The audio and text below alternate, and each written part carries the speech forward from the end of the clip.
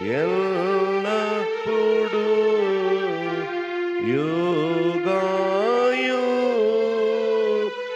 యుగాయుగములందు ఉండునట్లు మహిమా కలుగును గాక.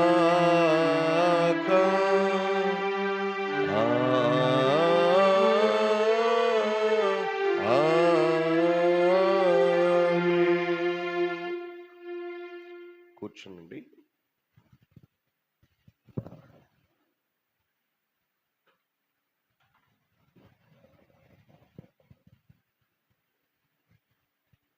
ఈ దినముకై ఏర్పాటు చేయబడిన లేఖనాన్ని డాక్టర్ ఎర్రగుండ్ల దేదీప్య చదువుగలన్నాం.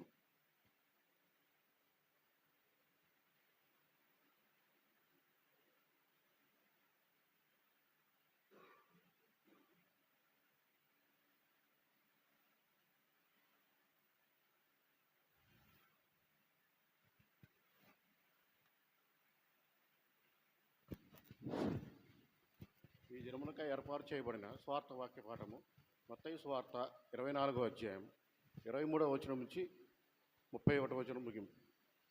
నాకు ఈ అవకాశం కలిగించిన ప్రభువైన యేసుక్రీస్తు వారికి నమస్కారములు, వందనాలు. వర్ణాత ఆ కాలమందు ఎవడైనను ఇదిగో క్రీస్తు ఇక్కడ ఉన్నాడు, అక్కడ ఉన్నాడు అని చెప్పినాడెలా నమ్మకుడి. అబద్ధపు క్రీస్తులను అబద్ధపు ప్రవక్తలను వచ్చి సాధ్యమైతే ఏర్పరచబడిన వారిని సహితము మోసపరచుడికై గొప్ప సూచక క్రియలను మహత్కార్యములను కనపరిచెదరు. ఇదిగో ముందుగా నేను మీతో చెప్పి ఉన్నాను. కాబట్టి ఎవరైనను ఇదిగో అరణ్యములో ఉన్నాడని మీతో చెప్పినను వెళ్ళకుడి, ఇదిగో లోపల గదిలో ఉన్నాడని చెప్పినను నమ్మకుడి. మెరుపు తూర్పున బట్టి పడమటి వరకు ఎలాగూ కనపడునో అలాగే మనుష్య కుమారుని రాకడ నుండును. పీనుగు ఎక్కడ ఉన్నదో అక్కడ గద్దలు పోగవును. ఆ జన్మల శ్రమ ముగిసిన వెంటనే చీకటి సూర్యుని కమ్మును, చంద్రుడు కాంతిని ఇయ్యడు, ఆకాశం నుండి నక్షత్రము రాలును, ఆకాశం ముందర శక్తులు కదిలింపబడును. అప్పుడు మనుష్య కుమారుని సూచన ఆకాశం ముందు కనబడును. అప్పుడు మనుష్య కుమారుడు ప్రభావముతోనూ మహిమతోనూ ఆకాశ మేఘారూఢుడై వచ్చుట చూచి భూమి మీద ఉన్న సకల గోత్రముల వారు రొమ్ము కొట్టుకుందురు. మరియు ఆయన గొప్ప బోరతో తన దూతలను పంపును. వారు ఆకాశము యొక్క ఈ చివర నుండి ఆ చివర వరకు నలుదిక్కుల నుండి ఆయన ఏర్పరచుకొని వారిని పోగు చేయటం. దేవుని వాక్యం దీవించునుగాక. ఓ ప్రభువా, మమ్మును కనికరింపుము. దేవునికి స్తోత్రము కలుగును గాక. మనమందరము కలిసి 323వ కీర్తన రావయ్య యేసునాథ అనే కీర్తన పాడదాం. 323. రావయ్య యేసునాథ మారక్షణ మార్గము మీ సేవ చేయమయ్య మేము పరమ తండ్రిని గానకను మా పాపంబులన్నీయు పారదొలుటకు రావయ్య యేసునాథ. అందమైన నీదు పరమానంద పురమందు మేమందరము చేరి ఆనందించుటకు రావయ్య యేసునాథ. రావయ్య యేసునాథ మారక్షణ మార్గము నీ సేవ చేయమము చేపట్టుట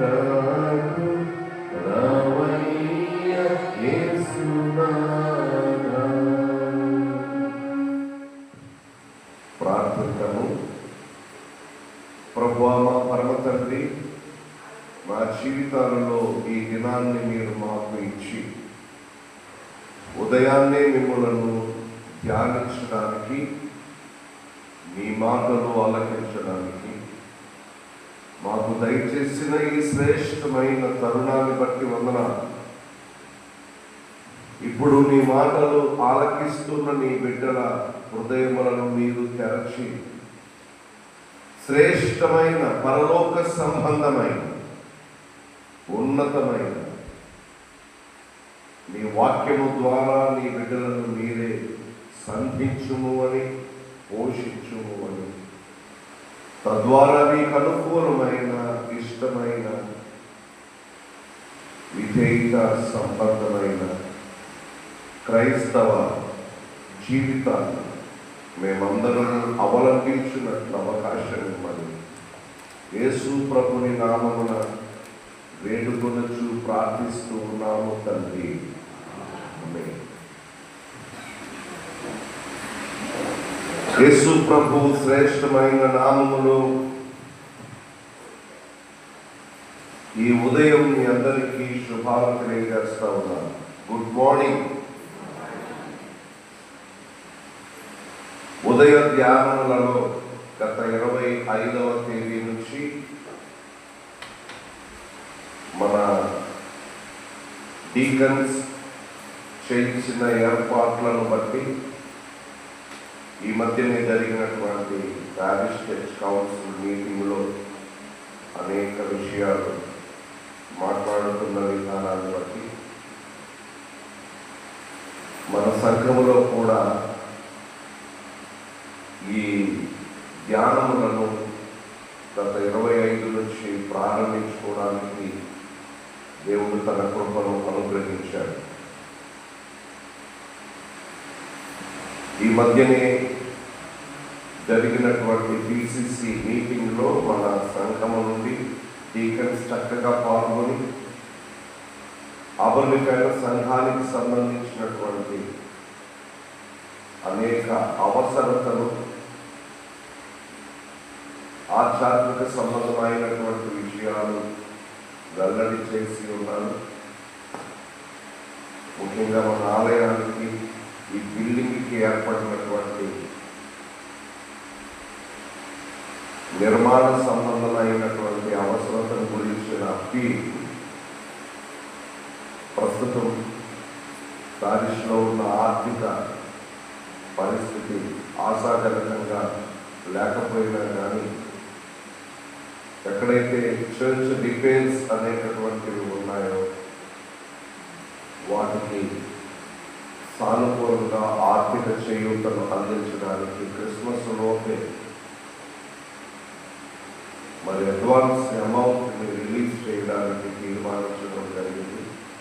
తద్వారా పెద్దలు ఆ పనులను ప్రారంభించి పండుగ నాటికి సాధ్యమైనంత వరకు ఏ ఏ అవసరతలు నిర్మాణ సంబంధంగా ఉన్నాయో వాటన్నిటినీ గ్రహించుకోవడానికి ప్రయత్నం చేయడానికి అవకాశం ఉంటుందని జ్ఞాపకం చేయడం జరిగింది. అలాగే మనం జరిగించుకునేటటువంటి ఈ ఉదయారాధనలు అయితేనేమి, రెగ్యులర్గా జరిగేటటువంటి కార్యక్రమాలు అయితేనేమి, అలాగే క్రిస్మస్ సంబంధితమైన కార్యక్రమాలు, వీటన్నింటి విషయంలో సంఘం యొక్క అవసరతలను డీకన్స్ వెల్లడిపరచారు. ముఖ్యంగా ఈ కాలంలో ఇప్పుడు అరుణోదయ ఆరాధనలు జరుగుతూ ఉన్నా కానీ స్త్రీల సహవాసం, సండే స్కూల్, యూత్ మినిస్ట్రీ, ఆరాధనలు, వీటన్నిటి విషయంలో సరి అయినటువంటి క్రమ పద్ధతి ఉండాలి అనేది డీకన్స్ కోరడం జరిగింది. ప్యారిష్ అడ్మినిస్ట్రేషన్లో ఇంకా చిన్న చిన్న సమస్యలు ఉన్నాయి.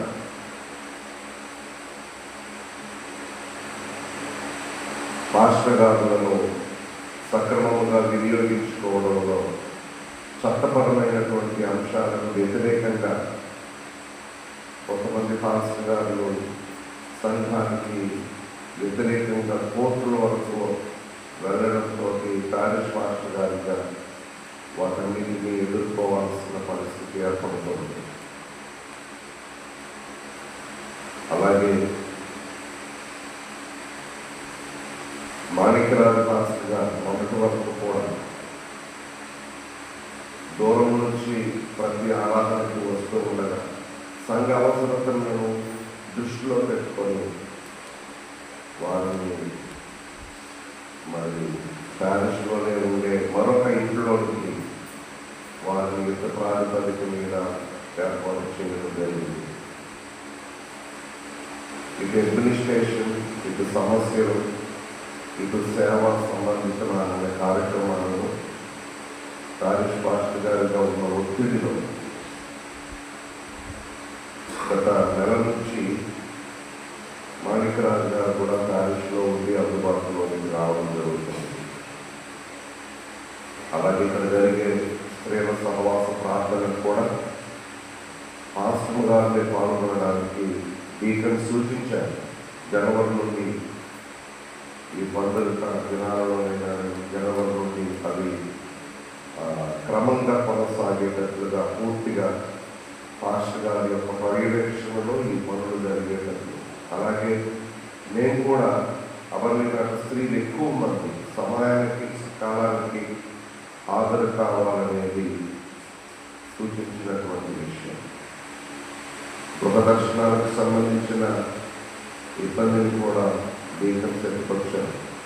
వాటిని కూడా సరిచేయబడి పాస్టర్ గారు మేము క్రమమైన ఎందుకంటే ఈ సమయం అనేకమైన అంశాలకు కేటాయించే దొరుకుతంలో ముందు ఇలాంటి ఇబ్బంది లేకుండా, అలాగే ప్రేయర్ మీటింగ్స్కి సంబంధించి ఎవరైనా సరే మీ గృహాలలో ఏ అవసరతలు ఉన్నా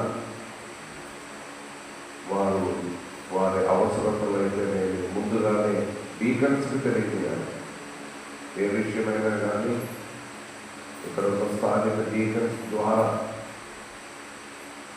ఏ అంశమైనా ప్యారిష్ దృష్టికి వచ్చినప్పుడు పాస్టర్ గారిగా నేను రెస్పాండ్ అవ్వడానికి ఎంత దూరంలో ఉన్నా కానీ మరొక పాస్టర్ గారికి దాన్ని వర్క్ ఎండాల్స్ చేయడానికి తప్పకుండా అవకాశం ఏర్పడుతుంది. నేను ఈరోజు మీతో ఉండినందువల్లనే ఇవి ఈ సమయంలో అందించడానికి కొద్దిపాటి సమయాన్ని మీ ముందు నేను తీసుకోవడం జరిగింది. అడ్వెంట్ అనేటటువంటిది క్రైస్తవ సంఘ సంవత్సరం యొక్క ప్రారంభం. న్యూ ఇయర్ ఎప్పుడు స్టార్ట్ అవుతుంది? జనవరి 1. ఈ జనవరి 1 న్యూ ఇయర్ అని అంటే English new year, Telugu new year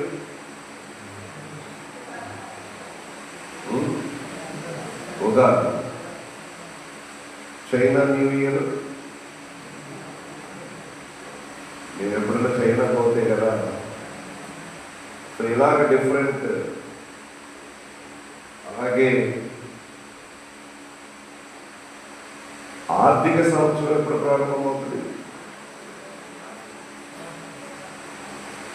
April 1వ తారీఖు నుంచి ప్రారంభమవుతుంది.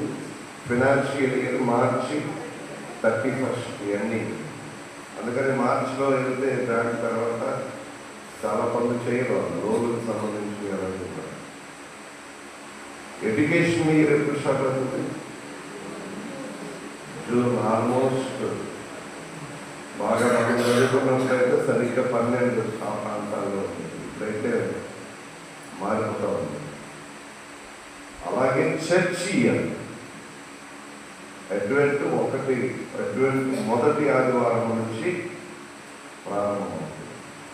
దీని తెలుగులో సంఘ సంవత్సరం లేకపోతే ఎక్లియాస్టికల్ ఇయర్ అంటారు.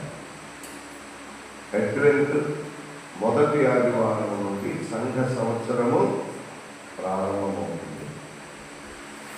అడ్వెంట్ మొదటి ఆదివారం ఎప్పుడు వస్తుంది? డిసెంబర్ 25 క్రిస్మస్ డేట్ మారదప్పటికి. ఈ డిసెంబర్ 25కి 4 ఆదివారాలు ముందుకు వస్తే, ఆ ఆదివారం ఏ తేదీ వస్తే ఆ తేదీనే అడ్వెంట్ మొదటి ఆదివారం. అలాగైనా చూడవచ్చు.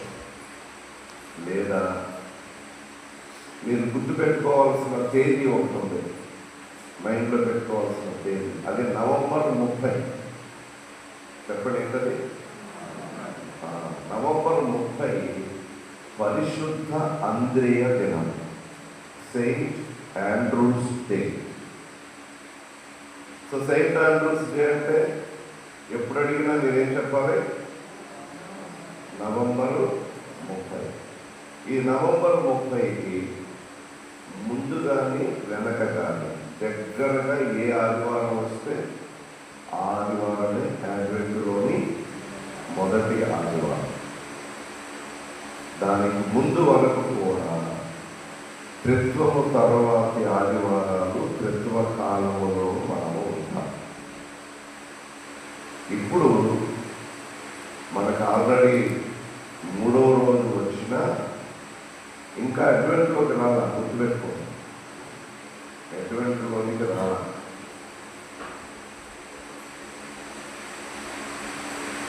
అడ్వెంట్ రావడానికి ఇంకా ఎప్పుడు? ఈ నెల, ఈ సంవత్సరం 1వ తారీఖు అడ్వెంట్లోని మొదటి ఆదివారం. ఎందుకు ఈ విషయాలు చెప్తున్నానంటే, నేను పక్కా గుంటూరు లోకం అయితే 30 ఏళ్ల పైబడి నేను వివిధ గుంటూరు కాకుండా వెస్ట్, ఈస్ట్ గోదావరి ప్రాంతాల్లో చర్చ్ సంబంధమైన పరిచర్యను జరిగిస్తూ ఉండిపోయాను. నిన్న మొన్న నాకు వాట్సాప్లో చాలామంది అడ్వెంట్ శుభాకాంక్షలు పంపించారు. ఇక్కడ అది నడుస్తుంది, కానీ కరెక్ట్ కాదు. అడ్వెంట్ మొదటి ఆదివారం ఇంకా రావాలి. అలాగే చాలామంది ఇప్పటికే స్టార్లు కూడా పెట్టేశారు. ఈ స్టార్లు ఎప్పుడు పెట్టాలి, ఎప్పుడు తీసేయాలనే దానికి కూడా లేకపోతే అడ్వెంట్ మొదటి ఆదివారం ఆ రోజు పెట్టి జనవరి 6వ తారీఖు వెలగనిచ్చి ఆ రోజుతో ఆపేసేయాలి. సో పెట్టడం సంగతి అలా వస్తే ఏ రోజు తీసేయాలా? జనవరి 6 ఎందుకు?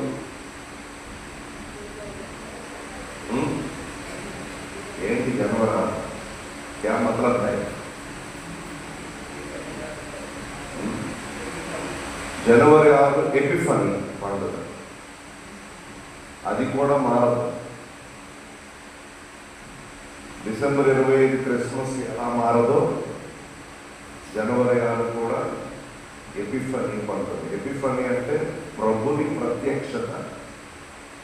జ్ఞానులు యేసు ప్రభువుని దర్శించారే నక్షత్రాన్ని చూసుకుంటూ, అది జనవరి 6 అనేది సంప్రదాయంగా చెప్తున్నటువంటి విషయం.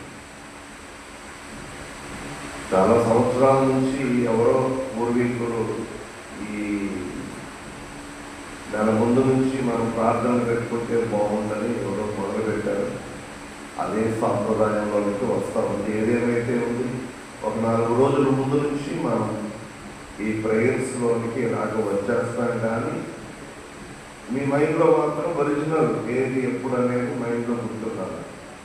అది అమర్లిపేట మనం వాట్ ఈస్ ద ట్రూత్ అనేది చర్చి ఎప్పుడు స్టార్ట్ అవుతుంది అనేది తెలుసుకోవాలి.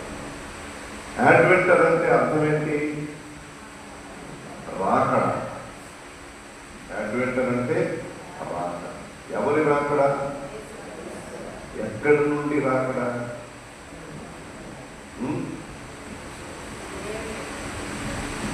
పరలోకము నుండి ఆయన రాకడ. ఈ సీజన్లో ప్రభు యొక్క రాకడ అనేది ప్రాముఖ్యమైన అంశం. థీమ్ అదే. అది దేవుని వైపు నుండి సంభవించేది. రాకడ అనేది దేవుని వైపు నుండి ఉంటే మన వైపు నుండి ఉండాల్సింది ఏంటన్నమాట? రాకడ దేవుని వైపు నుండి, సిద్ధపాటు మన వైపు నుండి. ఇది ఈ సిద్ధపాటు అనేటటువంటిది లేకపోతే ఆయన రావడం వెళ్ళడం జరిగిపోతుంది. సో సిద్ధపాటు అనేది లేదనుకోండి, బైబిల్ వాళ్ళని గురించి ఏం చెప్తుందో తెలిసిన విడువబడిన వారు అని చెప్తుంది, అంతే కదా. సో విడువబడిన వారు ఎవరి నుండి వేరవుతారు? ఎత్తబడిన వారి నుండి వేరవుతారు. సో ఇప్పుడు ఆయన రాకడ ద్వారా మనుష్యులు రెండు రకాలుగా విభజింపబడతారు. మీకు తెలిసినవే చెప్తున్నా, కొత్తవేమి కాదు. మనుషులు రెండు రకాలుగా విడవబడుతున్నారు. ఒకటి చెప్పండి, పర్వాలేదు, ఎత్తబడేవారు.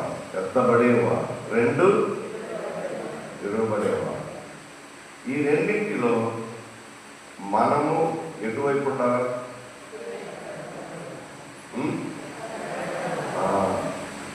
దానికి సంబంధించినటువంటి సిద్ధపాటుని క్రైస్తవ సంఘము విశ్వాస జీవితంలో మనం కలిగి ఉండాల్సిన ముఖ్యమైన విషయం.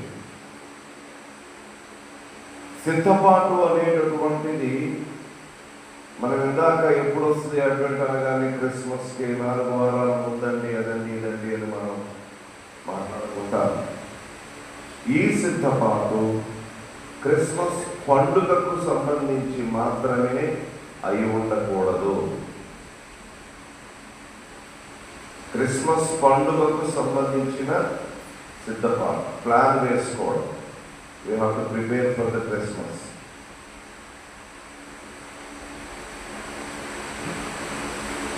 ఏమి డ్రెస్ కొనుక్కోవాలి ఈసారి, ఏ కలర్ ఉండాలి,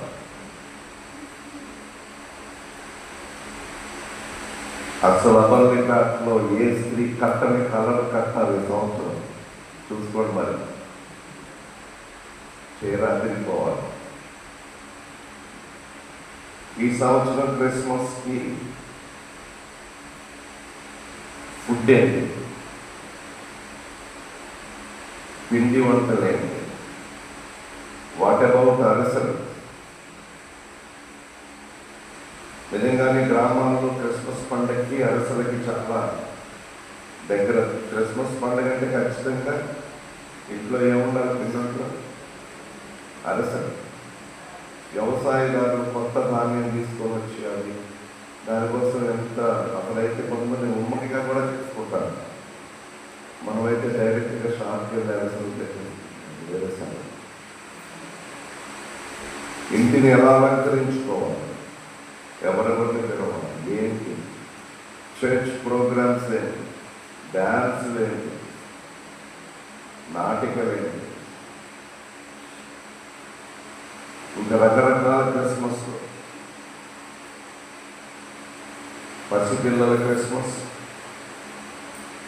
యవ్వనస్తుల క్రిస్మస్, స్త్రీల క్రిస్మస్, ముసలోళ్ళ క్రిస్మస్, రేపో మాపో పొయ్యోళ్ళ క్రిస్మస్, స్టూడెంట్స్ క్రిస్మస్, డాక్టర్ల క్రిస్మస్, యాక్టర్ల Christmas, mega Christmas, micro Christmas, semi Christmas, చాలా జరుగుతున్నాయి కదా మన చుట్టూ. So people are preparing. కానీ మన సంఘ సంవత్సరంలో ఈ 4 వారాల కాలము ప్రిపరేషన్ అనేది ప్రభు రాకడ గురించి మరలా రాబోతున్నాడు. ఎందుకంటే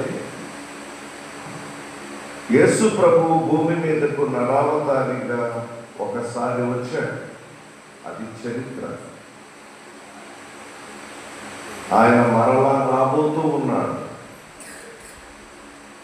ఆయన మరలా రాబోతూ ఉన్నాడు అన్న విషయము బైబిల్లో నూతన నిబంధనలో యేసు ప్రభు ఆరోహణమై వెళ్ళాడే.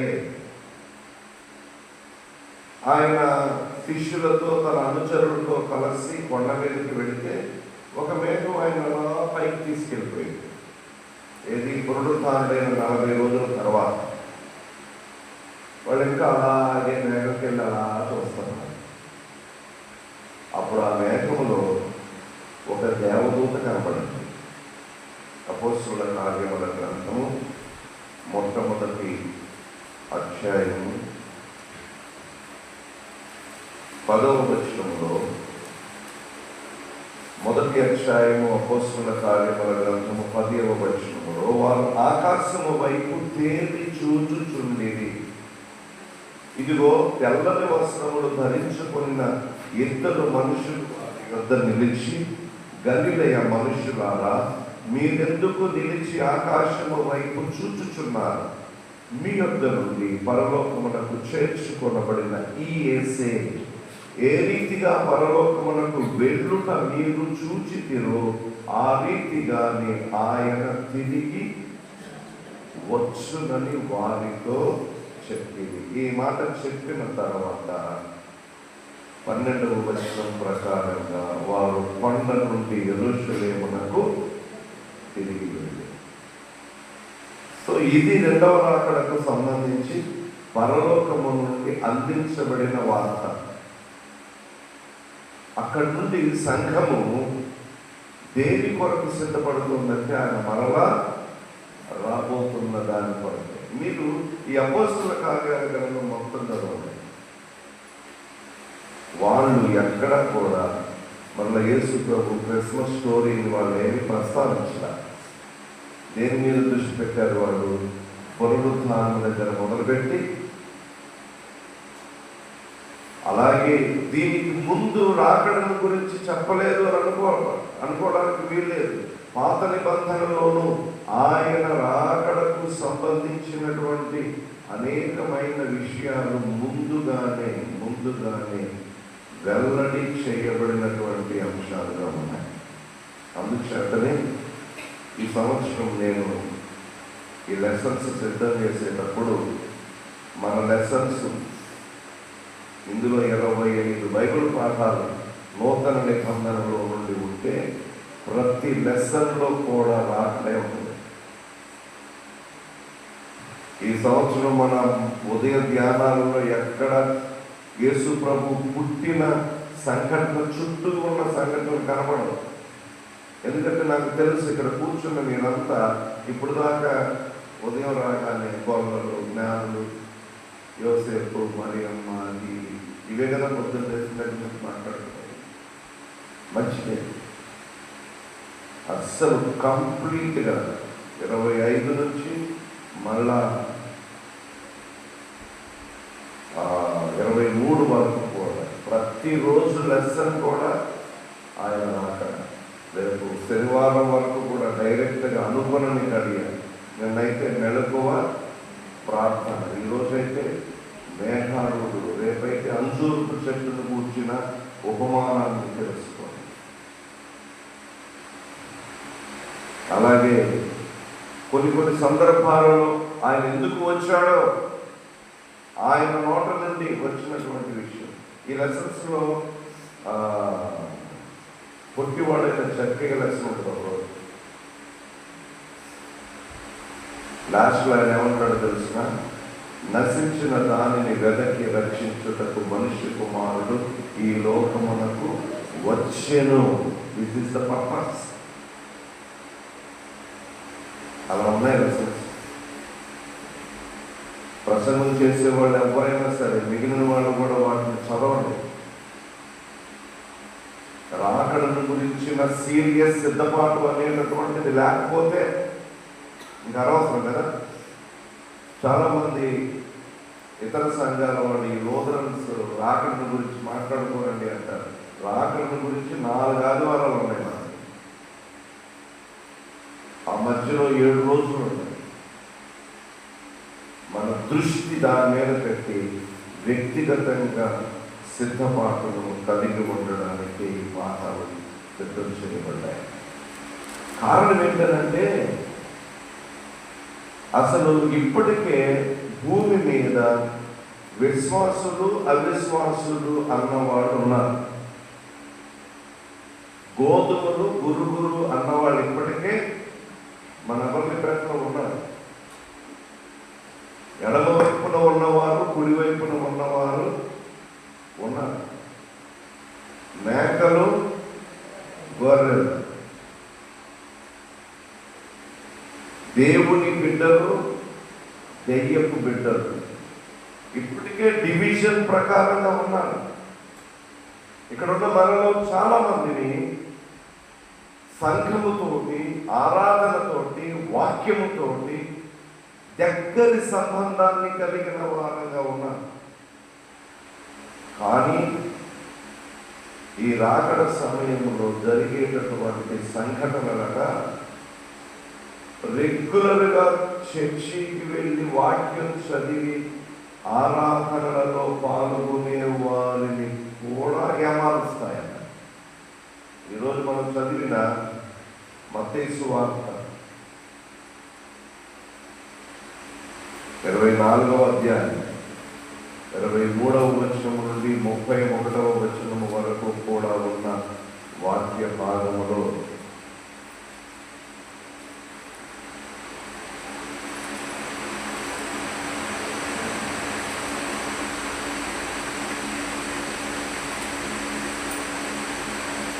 ఎన్నో వచనం చదువుకున్నాం మనం?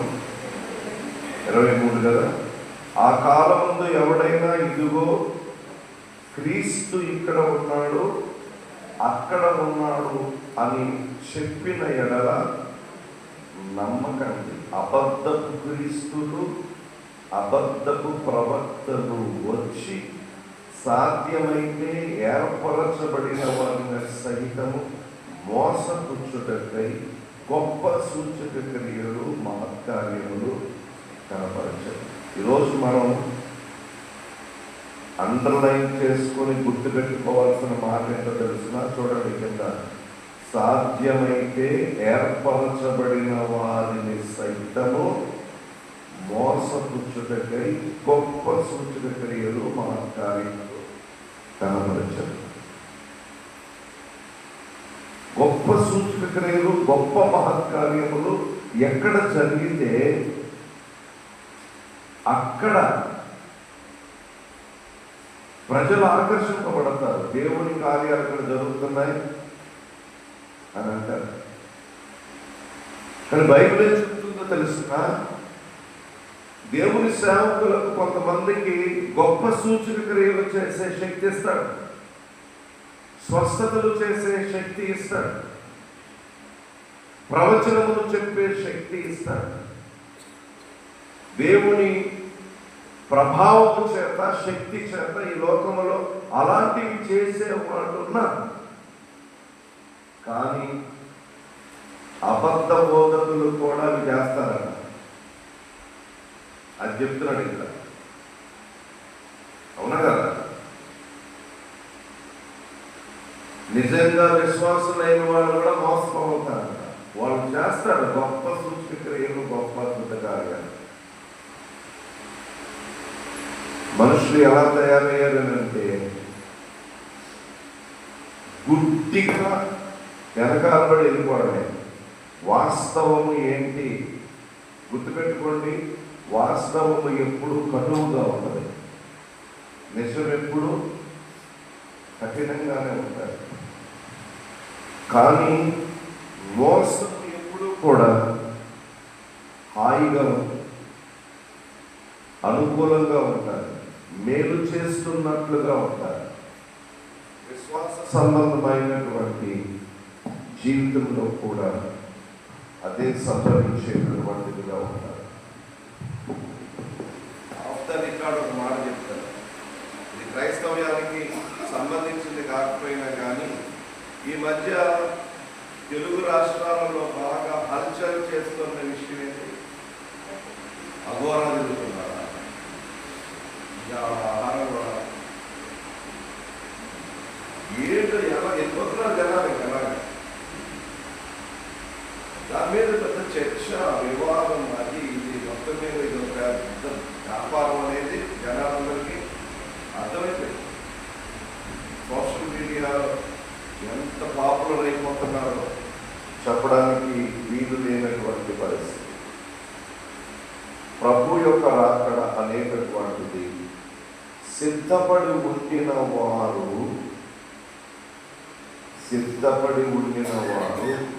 ఏ పరిస్థితులలో ఉన్నా కానీ వారి జీవితంలో అది సంభవించి తీరుతారు. మనం ఏం చేద్దామనంటే ప్రిపేర్ అయి ఉందాం, అంతవరకు ప్రిపేర్ అయి ఉందాం. అసలు ఫస్ట్ డే దేంతో స్టార్ట్ అవుతుంది? అనుకోనని గడియాలి. ఇది ఎలా ఉంటుందని అంటే మనం ప్రిపేర్ అయి ఉన్నాం అనుకుందాం. ఎలా జరుగుతుందో తెలిసిన పైన టెర్రస్ మీద వదిన మరదలు ముచ్చట్లాడుకుంటా బట్టలు ఆరేస్తూ ఉంటారు. వాషింగ్ మెషిన్లో బట్టలు అయిపోయాక పైకి వెళ్ళి బట్టలు ఆరేస్తూ ఉంటారు, ముచ్చట్లు చెప్పుకుంటూ ఉంటారు. లేకపోతే ఇద్దరు తోడి కోడళ్ళు మాట్లాడుకుంటూ ఉంటారు. అత్త గురించి ఏవో మాట్లాడుతూ ఉంటారు. మాట్లాడుతా ఊరి తిరిగి చూస్తే రెండో మనిషి కనపడదు. ఎక్కినా కనపడదు. గుడ్ నైట్ చెప్పి ఇద్దరు మనుషుల మీద అలా పడుకుని ఉంటారు. మధ్యలో వాష్రూమ్ కానీ లేచి చూస్తే పక్కన మనిషి ఉంటాడు.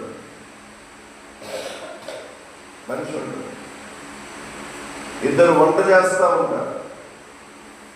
ఒకళ్ళు ఉల్లిపాయలు కోస్తూ ఉంటారు, ఒకళ్ళు స్టవ్ దగ్గర ఉంటా ఉంటారు. ఆ ఉల్లిపాయలని ఎలా చూపిస్తే ఆ మనిషి ఉంటారు. దాన్ని బైబిల్లో ఎలా రాశారో తెలిసిన ఇద్దరు తిరగలి విసురుతూ ఉంటారు. మిద్దె మీద ఇద్దరు ఉంటారు. ఆ వెళ్ళిపోయిన వాళ్ళకి తెలియదు, ఉన్న వాళ్ళకి కూడా తెలియదు. ఏం జరిగింది అనేటటువంటిది అర్థం కాని పరిస్థితి. ఇప్పుడు ఇంకా విచిత్రాలు జరుగుతాయి. స్కూల్ బస్సులో, లేకపోతే కాలేజ్ బస్సులో, లేకపోతే ఆర్టీసీ పల్లె వెలుగు బస్సులో వెళ్తూ ఉంటుంది. బస్సు వెళ్ళిపోతూ ఉంటుంది. బస్సు డ్రైవరు విశ్వాసి. బస్సు 100 కిలోమీటర్ల వేగంతో వెళ్ళిపోతూ ఉంటుంది. సడన్గా ఎత్తపడతారు. మిగిలిన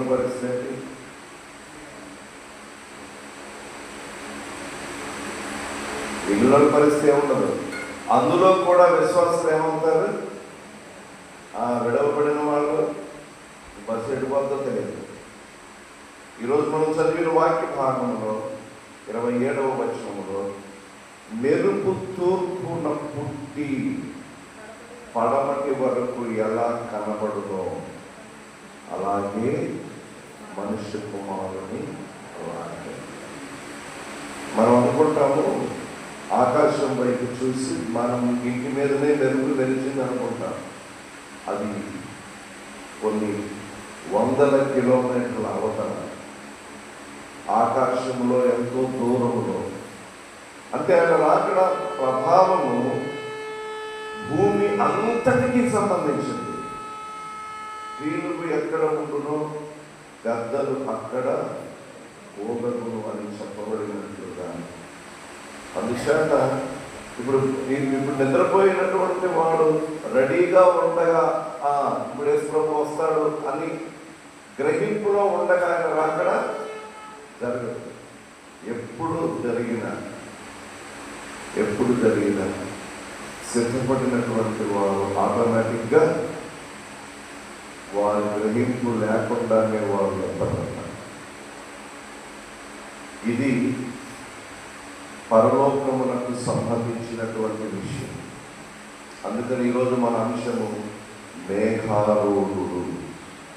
30వ వచనంలో వ్రాయబడిన మాట, మనుష్య కుమారుని సూచన ఆకాశమందు కనబడు.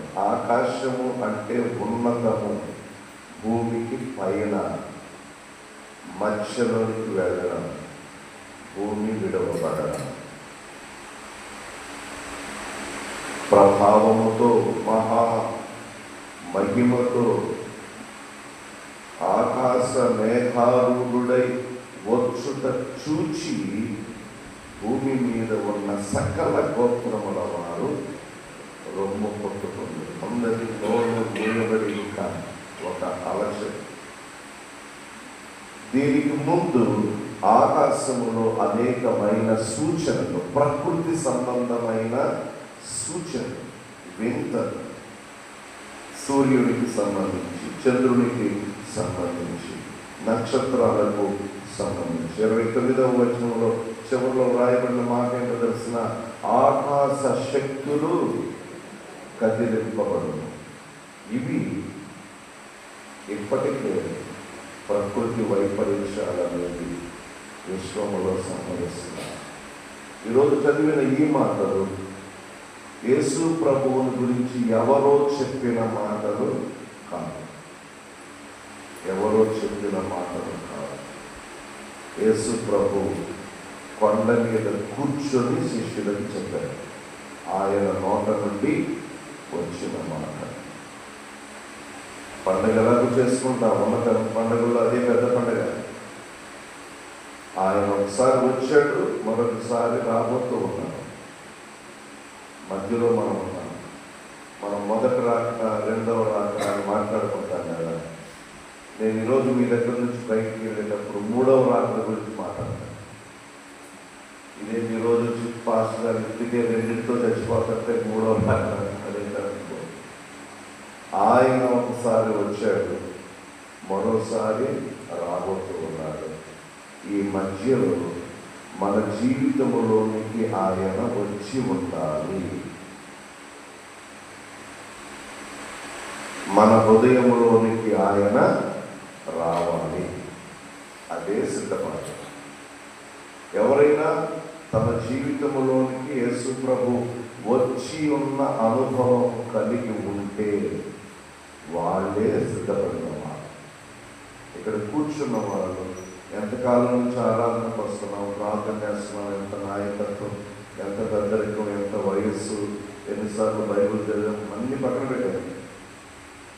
ప్రభు రాకడ నీ జీవితంలోనికి సంభవించిందా లేదా, మన జీవితంలోనికి వచ్చి ఉన్నాడా లేదా. ఇంకా కొంచెం అనుమానం ఉందండి అని అంటే మాత్రం ఆలస్యం చేయడానికి అర్జెన్సీ అన్నమాట. అదే ఈ 25 రోజులు మీ ముందు నేను సిద్ధం చేసిన వాక్యాలు చదువుకున్నాం, సిద్ధపడదాం. ఏమాత్రం వాయిదా అనేది పర్వాలేదని చూసుకున్నామని అనేది అనుకోవడానికి వీళ్ళు. చిన్న పిల్లలు మొదలుకొని వృద్ధాప్యంలో ఉన్న వారి వరకు, నేను చిన్నదాన్ని ఇంకా నాకు వయసు ఉందని అనుకోవడానికి వీల్లేదు. ఎందుకంటే ఎవరిని అది జాలి దయ చూపించేటటువంటి దినం. బైబిల్ ఒక మాట ఉంది, ఆ దినములలో గర్భిణీ స్త్రీలకు శ్రమ ఉందా? మామూలుగానే ఉంటుంది. మామూలుగానే వాళ్ళ సిచ్యువేషన్ క్లిష్టంగా ఉంటుంది. ఇటువంటి సిచ్యువేషన్లో వాళ్ళని ఎలాంటి యాతన అనుభవించేటటువంటి వారిగా ఉంటారో అర్థం చేసుకోవాలి. ఎలా ఉండడానికి ఇష్టపడతారని ఆ దినములలో గర్భిణీ స్త్రీలకు శ్రమ అన్నదాన్ని నేను వ్యక్తిగతంగా ఆలోచన చేశాను. ఎందుకు ఇలాగ గర్భిణీ స్త్రీలకు శ్రమ అన్నాడు ఎందుకు అని అంటే, దాని మీద పూర్తి క్లారిటీ కాదా అంటే నాకు ఒక తలంతో, ఒక గర్భిణీ స్త్రీ 9 నెలలు, ఈ వారంలోనే నీకు డేట్ అమ్మా అన్నాడు అనుకున్నాను డాక్టర్ గారు. ఈ వారంలోనే నీకు డేట్ అమ్మా అన్నాడు అనుకున్నాను. అప్పటికి ఈ వారం అంటే లోపల బేబీ కంప్లీట్ అయినట్టే కదా, ఆల్మోస్ట్ కంప్లీట్ అయినట్టే. ఇప్పుడు ఈ తల్లి అవిశ్వాసం, ప్రభు వచ్చేసాడు. ఇప్పుడు ఎవరు ఎత్తపడతారు? కడుపు చీల్చుకొని తల్లిని చంపి పైకి పడతారు. ఇప్పుడు అర్థమైందా శ్రమ అంటే ఏంటో? పొట్ట పగిలి, ఎందుకంటే ఆ తల్లి కడుపులో ఒక శిశువు మాత్రమే కాదు, దేవుడు ఇచ్చిన ఒక ఆత్మ. ఒక్కొక్కసారి మనం ప్రిపేర్ అవసరం ఉండేది, డైరెక్ట్గా బాడీని కోసేసి రేపే ఆపరేషన్ చేసి బిడ్డను తయారు చేసేటటువంటి పరిస్థితుల్లో కూడా. కానీ ఏది మేలో తెలిసిన ఆ తల్లి కూడా విశ్వాసరాలైతే హ్యాపీగా అలాగే మంచి విధానంలో బయటపడ్డాం. చాలా విచిత్రమైన విషయాలు ఇందులో మనకు. అందుకని అలా రాశారని నేను భావిస్తాను. జాగ్రత్త కలిగి మేఘారుని కొరకు ఆకాశము వైపు కన్నులైతే సరైన సిద్ధపాటుని ప్రభు యొక్క యాడ్వెంట్ కొరకు మనం మరింత సిద్ధపాటులో ఉండడానికి పరిశుద్ధాత్మ దేవుడు మనకు సహాయం చేయుగా. అందరికీ వందనాలు. కొద్దిగా 5 నిమిషాలు ఎక్కువ తీసుకున్నాను, ఏమనుకోవద్దు. దారిష్ మాస్టర్ గారుగా కొన్ని విషయాలు మీకు మొదట్లోనే చెప్పే క్రమం అవసరం. రేపు మరలా యథావిధిగా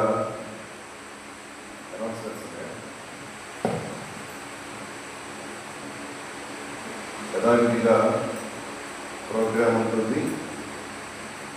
బుర్రా సుచరిత బైబిల్ చదవడానికి, బుర్రా సుష్మిత బైబిల్ చదవడానికి సిద్ధంగా ఉండాలని మనవి చేస్తూ ఉన్నాం. కె రత్నబాబు గారు మన సంఘ పెట్టే సందేశాన్ని అందిస్తారు.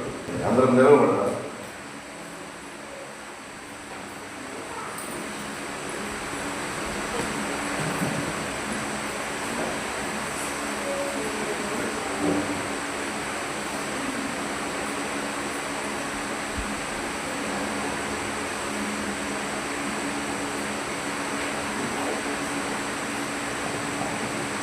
మహాపరిశుద్ధుడవును ప్రేమాస్వరూపుడు అయిన తండ్రి యేసయ్య,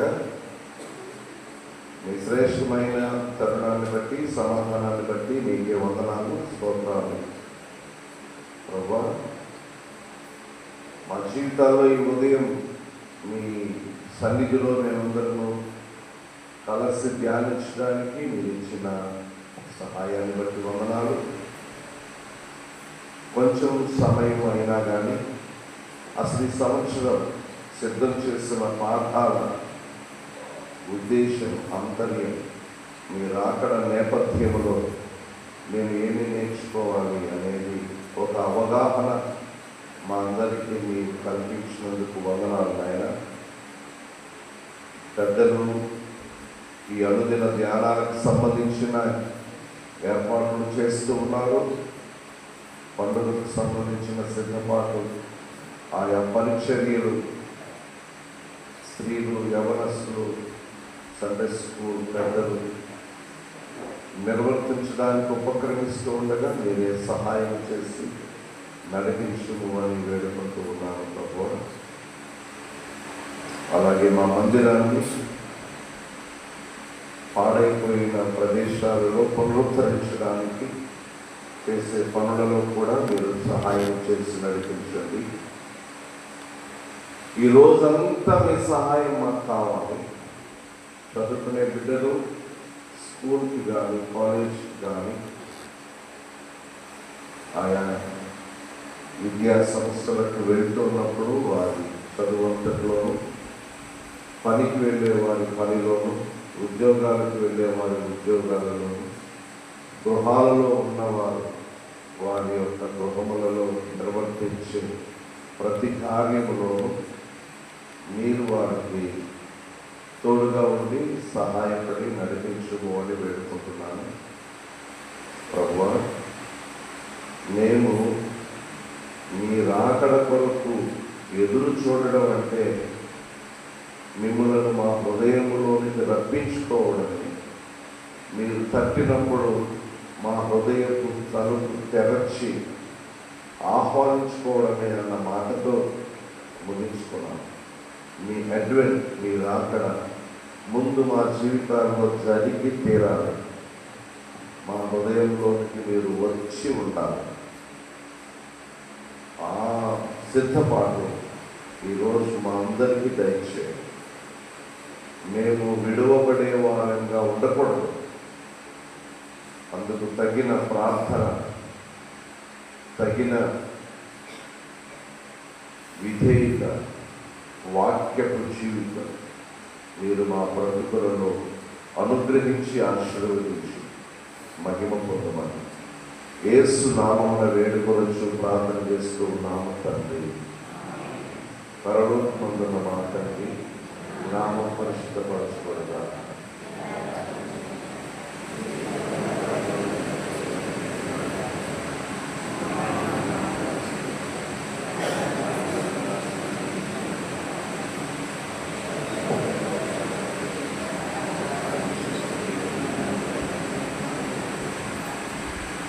మన ప్రభువైన యేసుక్రీస్తు కృప, దేవుని ప్రేమ, పరిశుద్ధాత్మ సహాయము మనందరికీ తోడుగా ఉండి నడిపించునుగాక. పాపమెల్లను పరిహరింపను పరమ రక్షకు అవతరించెను. నాకు చేరిన వారికి కడు భాగ్యము, మోక్షరాజ్యము. చింతలేనిక యేసు పుట్టెను, వింతగను ప్రేమమందున.